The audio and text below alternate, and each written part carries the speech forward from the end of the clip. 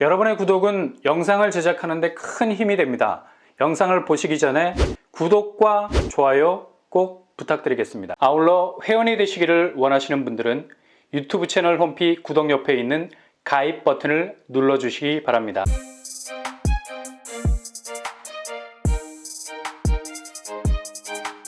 안녕하세요. 뻔뻔한 복덕방입니다. 지금 집값 자체가 완전히 반등이 된 지표로 거래량이 엄청나게 늘어났다고 분위기를 띄우고 있죠. 지표가 지난해, 그러니까 본격적인 폭락이 시작됐던 해 11,958건보다 대략 68%가 급증을 했다고 하는데요.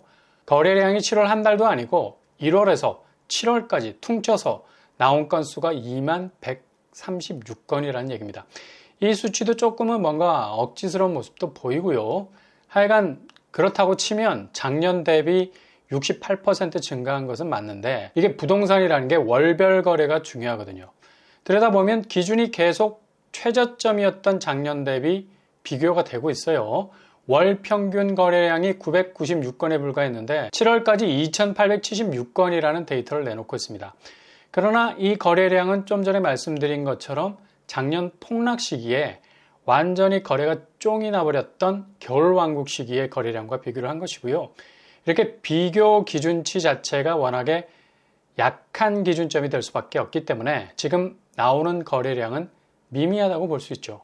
그리고 대체로 아파트 거래는 한 달에 6,000건에서 10,000건 정도가 나와줘야 그래도 어느 정도 회전율이 있는 거래로 돌아간다고 보는데, 통상적인 기준으로 보자면 여전히 거래량은 쪼그라들어 있는 것으로 볼 수 있죠.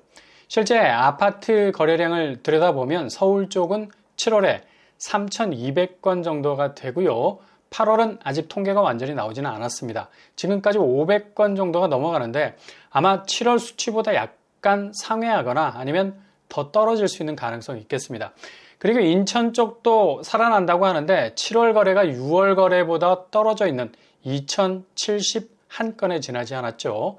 지금 부동산의 봄이 온 것 같이 상승 분위기로 가는 것 같아 보여도 실제 거래 현장에선 그리 아주 바쁘게 팍팍 돌아가는 거래가 이루어지고 있지 않은 상황이죠. 대체로 거래가 본격 트이기 위해서는 신고가가 펑펑 기록적인 매매가를 가리키면서 나오게 마련인데, 대부분 강남, 그것도 중대형 평수에서 신고가가 나오고 있는 상황입니다. 그것도 그렇게 보편적인 평형에서 나오는 매매가도 아니라는 얘기죠. 강남 대형 아파트 중에 원픽으로 골라서 신고가 데이터를 내고 있지만 실제로 서울 집값 저변의 실거래가는 많이 가려져 있는 상황입니다. 이렇게 신고가를 내면서 아파트 값이 저점에서 확실한 반등이 시작이 되면 당연히 집주인들은 매물을 걷어들이고 더 오르기까지 잠수를 타려하죠. 근데 오히려 팔려고 내놓은 아파트, 즉 매물이 증가 추세에 있습니다. 서울 매물 증가 추세도 상승 국면이라는 말에 비해서 68,000건으로 늘어나고 있고요.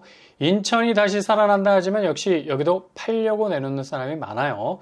지난달 대비 29,000건으로 늘고 있죠. 경기도 역시 매물은 증가 추이 궤적 속에 있는 것을 볼 수 있죠. 지금 바닥 부동산 움직임은 그다지 확실한 반등의 기미와는 완전히 다른 방향으로 움직이고 있는 걸 볼 수 있습니다.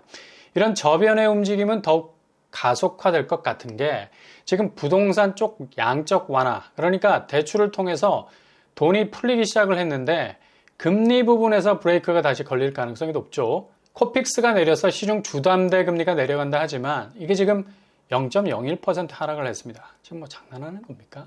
너무 미미하잖아. 당연히 주담대 변동금리가 내려간다 하지만 이건 정말 표도 안 나는 수치라서 하반기 대출 금리는 상당히 압박 강도를 더해갈 가능성이 높죠. 특히 미국 기준금리가 아주 완고한 모습으로 추가 긴축을 예고하고 있고요. 이 때문에 어제 미국 증시가 이틀 연속 하락을 해버렸습니다. 연말쯤 되면 우리나라 금리도 강공 드라이브를 걸 수밖에 없는 상황이 올 수도 있고요. 8% 주담대 금리도 예상할 수 있겠습니다.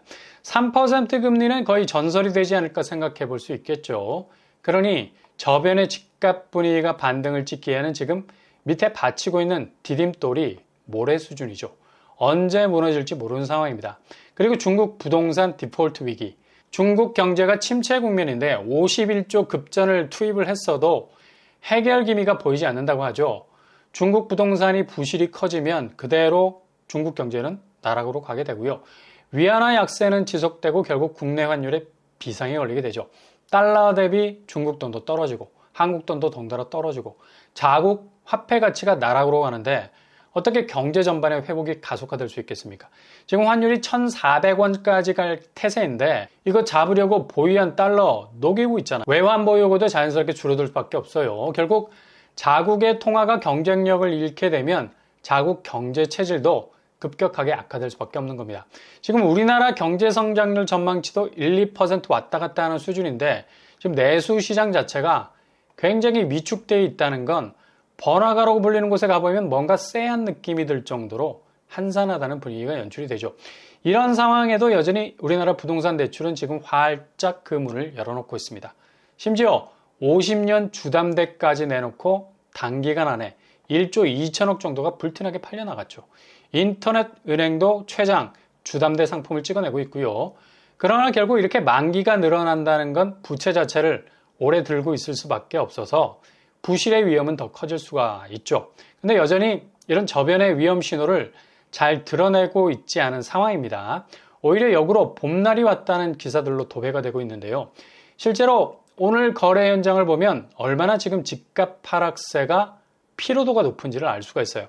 일단 송파 쪽으로 가보면 트리지움 34평 고점 24억 대비 20억 거래로 4억 정도 하락 추세 박스권 안에 갇혀 있죠. 같은 송파구에 위치한 파크리오 33평 여기도 고점 대비 3억 정도 하락 21억에서 22억 사이에 머물러 있습니다. 송파 오금동에 위치한 상하 2차 아파트 32평 고점 14억 대비 8억 5천에 거래가 됐고요. 거의 6억 정도가 폭락을 했죠.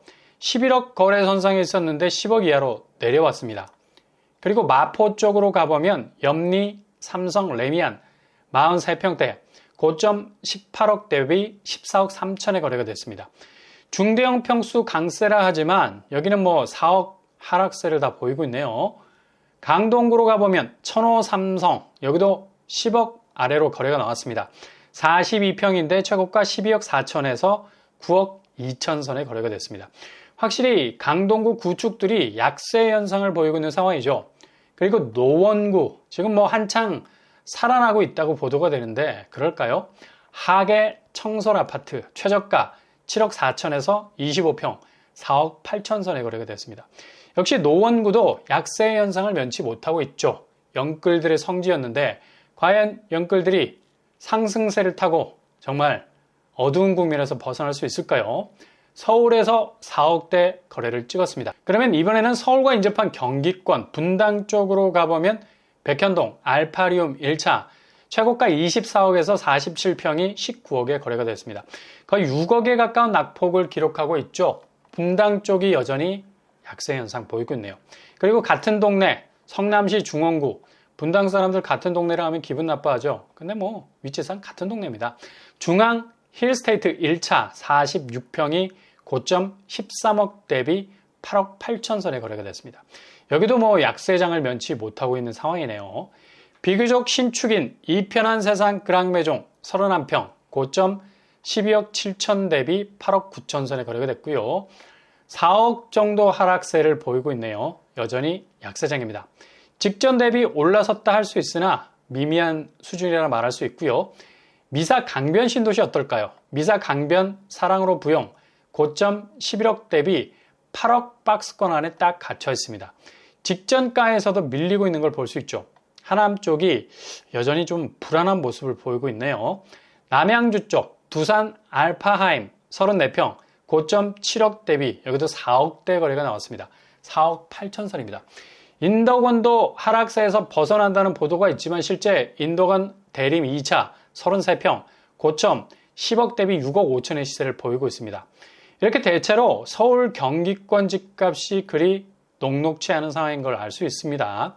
하반기는 더욱 대내외적으로 어려운 여건이라서 집값은 하락세 쪽으로 완연히 기울어질 가능성 높겠습니다. 저변의 집값 추이가 그렇게 부동산 경기 자체를 단단하게 떠받들 기초 체력은 없는 것으로 보이네요.